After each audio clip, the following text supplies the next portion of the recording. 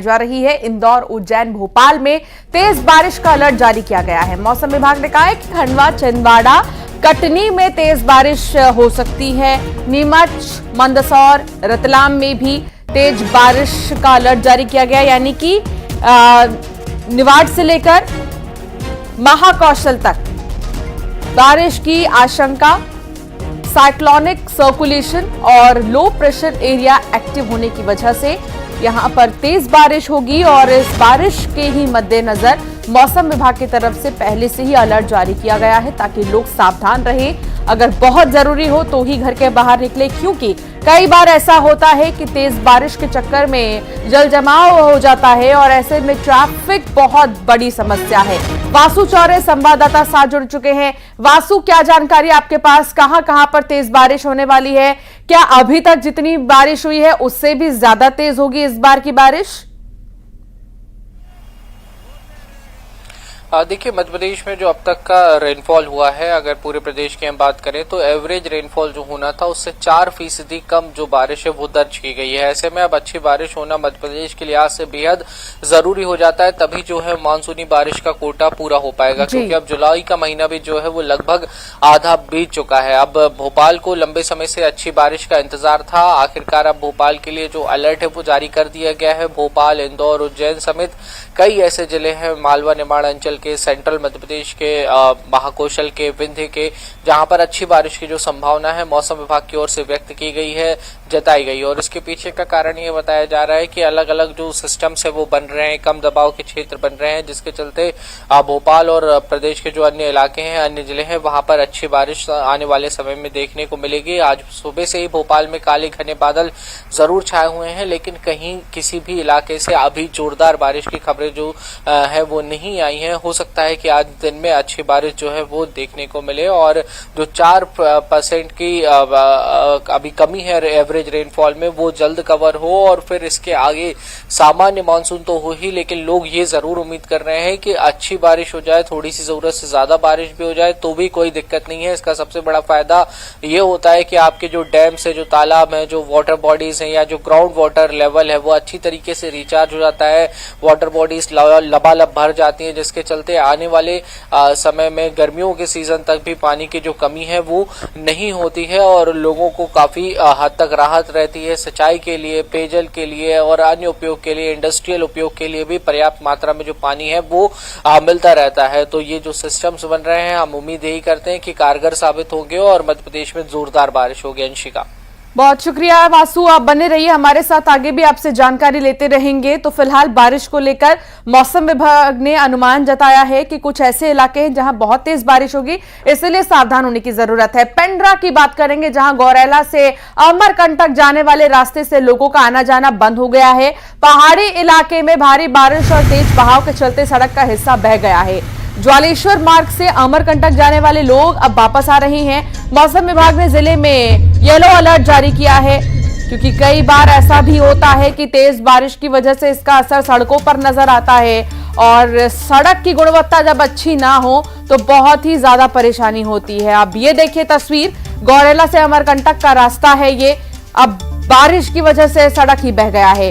एक हिस्सा सड़क का बह जाने की वजह से आवाजाही बहुत ज्यादा जो है प्रभावित हो रही है और अभी यही कहा जा रहा है प्रशासन की तरफ से भी इस रास्ते से यात्रा करने से बचें।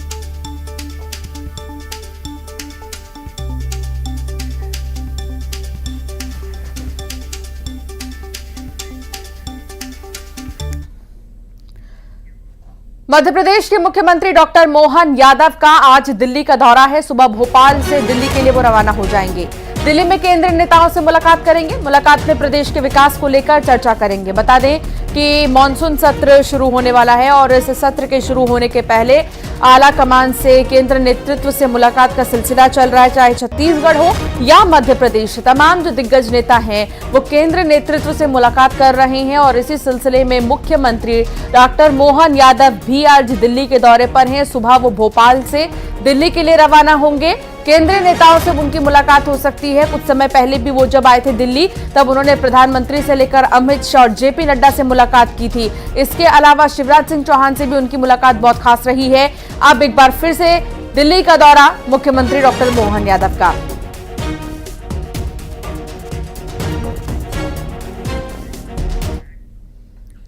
तो वहीं छत्तीसगढ़ के मुख्यमंत्री विष्णुदेव साय का भी दिल्ली का दौरा है। आज रायपुर से दिल्ली के लिए रवाना होंगे। डिप्टी सीएम अरुण साव और विजय शर्मा भी दिल्ली जाएंगे। दोनों डिप्टी सीएम रात की फ्लाइट से दिल्ली पहुंचेंगे। वित्त मंत्री ओपी चौधरी भी दिल्ली के लिए रवाना होंगे। और आज छत्तीसगढ़ की अगर बात करें तो मुख्यमंत्री के साथ साथ उप मुख्यमंत्री डिप्टी सीएम भी दिल्ली के दौरे पर रहेंगे। इसके अलावा फाइनेंस मिनिस्टर छत्तीसगढ़ के ओपी चौधरी भी दिल्ली के दौरे पर रहेंगे। बता दें कि 23 जुलाई को बजट पेश होना है, देश का बजट पेश होगा और उससे पहले जो मुलाकात का सिलसिला है बहुत अहम हो जाता है। वासु चौरे संवाददाता साथ जुड़ गए हैं और तनु भी हमारे साथ जुड़ चुकी है। तनु वर्मा सहयोगी रायपुर से साथ जुड़ गई हैं। सबसे पहले वासु, मुख्यमंत्री का दिल्ली का दौरा कितना अहम है, उद्देश्य क्या है, क्या चर्चा होगी? निश्चित तौर पर देखिए, मध्य प्रदेश के मुख्यमंत्री डॉक्टर मोहन यादव आज सुबह जो है दिल्ली के लिए रवाना हो जाएंगे और ये दौरा उनका इसलिए बेहद खास हो जाता है क्योंकि आने वाले समय में मध्य प्रदेश में लगातार इन्वेस्टर समिट्स होनी है। पहली समिट जो है रीजनल कॉन्क्लेव जिसे नाम दिया गया है 20 तारीख को जबलपुर में होने वाली है, महाकौशल में। इस लिहाज से भी सीएम का दिल्ली दौरा जो है वो खास हो जाता है क्योंकि जो तमाम केंद्रीय मंत्री हैं, खासतौर पर अगर उद्योगों से संबंधित विभागों की बात करें तो उनसे उनकी वहां पर मुलाकात हो सकती है। और मध्य प्रदेश में आने वाले समय में इन्वेस्टमेंट किस तरीके से किया जाए, रोजगार को किस तरीके से बढ़ावा दिया जाए, विकास की गति, विकास की रफ्तार को कैसे बढ़ाने का काम किया जाए और उसके लिए सरकार ने जो अब तक का रूट मैप बनाया है, जो प्लान बनाया है। हाल ही में मध्य प्रदेश विधानसभा का बजट भी आया था, उसमें जो कुछ प्रावधान किए गए हैं सभी विषयों को लेकर वहां पे विस्तृत रूप से चर्चा होगी। और जैसा कि आप जिक्र कर रही थी कि केंद्रीय बजट भी जो है जो आने वाला है उसको लेकर भी केंद्रीय मंत्रियों के साथ मुख्यमंत्री बातचीत कर सकते हैं क्योंकि जाहिर तौर पर जब देश का बजट तैयार होता है तो सभी राज्यों के जो मुख्यमंत्री होते हैं उनसे बातचीत होती है, सभी राज्यों की जरूरतों को, आवश्यकताओं को समझने की कोशिश की जाती है और फिर उसके हिसाब से जो फंड का एलोकेशन है वो कहीं ना कहीं किया जाता है। तो बजट सत्र के पहले, संसद के बजट सत्र के पहले जो मुलाकात है वो अपने आप में बेहद खास हो जाती है। और इसके अलावा केंद्र से संबंधित जो मध्य प्रदेश में लगातार कई सारी योजनाएं चल रही हैं, चाहे पीएम आवास योजना हो, आयुष्मान योजना हो और भी अन्य बहुत सारी जो योजना है, चाहे ट्राइबल क्षेत्र की बात करें या फिर सुरक्षा के क्षेत्र में बात करें, तो उस लिहाज से भी सीएम का ये दौरा जो है वो बेहद खास माना जा रहा है। और इन तमाम बातों को लेकर आज वो विस्तृत रूप से आला कमान से और तमाम जो केंद्रीय मंत्री हैं उनसे मुलाकात करेंगे, बातचीत करेंगे। जी ठीक है वासु, बने रहिए। तनु भी हमारे साथ जुड़ी है। तनु, छत्तीसगढ़ के मुख्यमंत्री, उप मुख्यमंत्री और ओपी चौधरी जो कि फाइनेंस मिनिस्टर है वो दिल्ली के दौरे पर हैं। क्या उद्देश्य है इस बार दिल्ली के दौरे का और कितना अहम होने वाला है?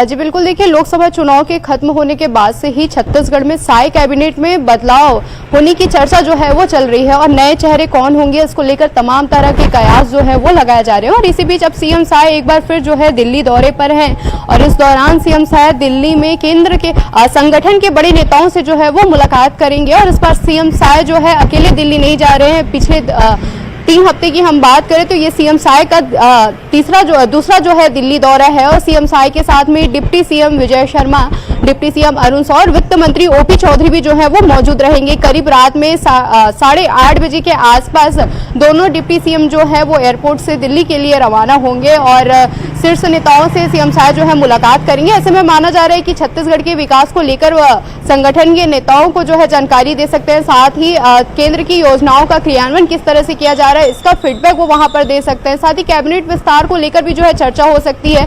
इसके अलावा केंद्र का जब बजट पेश होगा तो इसको लेकर भी तमाम जो है चर्चा हो सकती है क्योंकि छत्तीसगढ़ से वित्त मंत्री ओपी चौधरी भी जो है दिल्ली दौरे पर है। तो इस तरह के तमाम जो जानकारी है वो फिलहाल सामने आ रही है कि इन तमाम मुद्दों पर केंद्र के नेताओं से जो है छत्तीसगढ़ को तो लेकर है कि कैबिनेट विस्तार को लेकर चर्चा हो सकती है, लेकिन वासु मध्य प्रदेश के लिए भी क्या कुछ ऐसी चर्चा होगी कमलेश शाह को लेकर? क्योंकि इससे पहले रामनिवास रावत को कैबिनेट का हिस्सा बनाया गया, लेकिन कमलेश शाह पर अभी मामला टिका हुआ था ताकि उपचुनाव हो जाए, रिजल्ट्स आ जाए, उसके बाद कुछ विचार किया जाए। तो क्या आज उस पर भी चर्चा संभव है?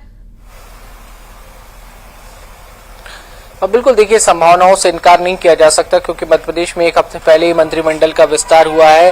रामनिवास रावत को मंत्री पद की कैबिनेट मंत्री की शपथ दिलाई गई और अब ये माना जा रहा है कि आने वाले समय में जल्द ही मध्य प्रदेश में 2 और सीटों पर उपचुनाव का ऐलान भी हो जाएगा। बुधनी और विजयपुर सीट जो जहां पर इस्तीफे जो है वो हो चुके हैं और इस्तीफे स्वीकार भी हो गए हैं। अब चुनाव आयोग तारीखों का ऐलान करे उससे पहले बीजेपी भी अपनी तैयारियों में जुट गई है। उपचुनाव के लिहाज से भी ये दौरा बेहद खास है और कमलेश शाह जो चुनाव जीत कर आए हैं, तो क्या बीजेपी में आने के बाद जो उन्होंने बीजेपी के टिकट पर चुनाव जीता है उसका इनाम उन्हें मिलेगा? क्या उन्हें कैबिनेट में यानी अभी अटकलों का बाजार गर्म है और अभी कुछ कहा नहीं जा सकता है कि कितना अहम होने वाला है आज का दौरा, और दौरे के बाद ही पता चलेगा कि किन मुद्दों पर बात हुई है केंद्र नेतृत्व से दोनों ही प्रदेश के मुख्यमंत्रियों की। बहुत शुक्रिया आप दोनों का जानकारी साझा करने के लिए।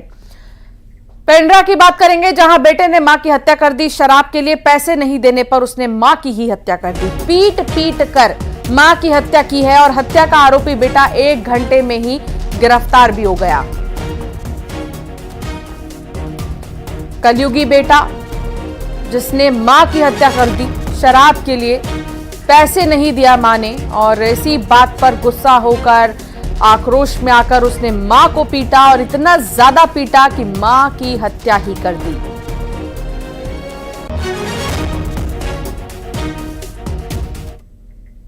और अब खबर बिलासपुर की है, जहां धान खरीदी केंद्र में करोड़ों के हेराफेरी का मामला सामने आया। धान खरीदी केंद्र में 1 करोड़ 53 लाख रुपए की गड़बड़ी हुई है। खरीदी प्रभारी और ऑपरेटर के खिलाफ एफआईआर के निर्देश जारी किए गए हैं। खरीदी केंद्र में गड़बड़ी की शिकायत मिली थी। जांच में 4,950 क्विंटल धान में गड़बड़ी मिली थी और धान खरीदी केंद्र में हेराफेरी को लेकर अब संज्ञान लिया गया है।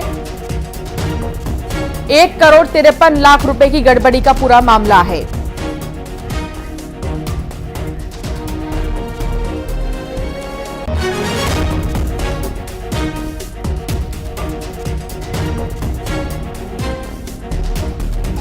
तो धान खरीदी केंद्र में 1 करोड़ से भी ज्यादा का गबन और इस मामले में अब एफआईआर दर्ज कर ली गई है।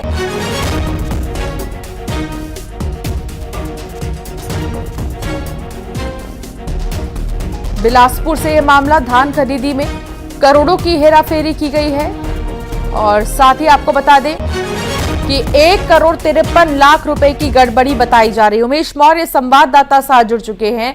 उमेश, गड़बड़ी का ये पूरा मामला क्या है, कैसे की गई, कैसे खुलासा हुआ? देखिए, ये पूरी जो घटना है मस्तूरी ब्लॉक के धान खरीदी केंद्र गोंडाडीह का मामला है। यहाँ धान खरीदी केंद्र प्रभारी जो है प्रकाश लहरे और उसका जो डाटा एंट्री ऑपरेटर है योगेश, इनके खिलाफ एफआईआर दर्ज करने के कलेक्टर ने निर्देश दिए हैं। क्योंकि जिस समय धान खरीदी की जा रही थी उसमें लगातार इनके खिलाफ गड़बड़ी की शिकायत जो है वो मिल रही थी और यही वजह है कि विभाग जो है इस मामले की पूरी जांच कर रही थी। संयुक्त जांच टीम में ये निकलकर सामने आया कि 49,000 लगभग 4,950 क्विंटल जो धान की गड़बड़ी है वो इन केंद्रों में मिली थी। जांच में दोषी पाए जाने के बाद कलेक्टर रवनीश शरण ने इन पर कार्रवाई के निर्देश दिए हैं। क्योंकि ये लगातार देखा जा रहा है प्रदेश में कि जहां जहां भी धान में खरीदी में गड़बड़ी की गई है वहां पर लगातार जो प्रशासन है वो एक्शन ले रहा है। इसी कड़ी में मस्तूरी ब्लॉक के धान खरीदी केंद्र गोंडाडीह का भी एक मामला था जिसमें कलेक्टर ने बड़ा एक्शन लिया है, एफआईआर दर्ज निर्देश दिए हैं। जी ठीक है उमेश, लेकिन सवाल ये कि इस तरह के खरीदी केंद्र में क्या कोई सिक्योरिटी के इंतजाम नहीं थे या फिर यहाँ पर किसी की नजर नहीं थी? देखिए, धान खरीदी केंद्रों बड़ी जो होता है वो धान के तौल पर होता है और जब किसान धान लेकर वहां पर पहुंचता है तो 1.5 से 2 किलो के जो धान की तौल की जाती है उसमें लगातार गड़बड़ी की जाती है। इसके अलावा जो धान समिति केंद्रों में रखी जाती है स्टॉक में, वहां पर ये देखा जाता है कि धान को सूखता बताकर वहां से धान की बोरियां कम कर दी जाती है या फिर ये बता दिया जाता है कि जो धान है उसको चूहे खा गए। इस तरीके से धान में लगातार गड़बड़ी की बिल्कुल इस तरह के बहाने जो हैं बनाकर जो ऑपरेटर्स और प्रभारी होते हैं वो गबन करते हैं। बहुत शुक्रिया उमेश जानकारी साझा करने के लिए। बुलेटिन में फिलहाल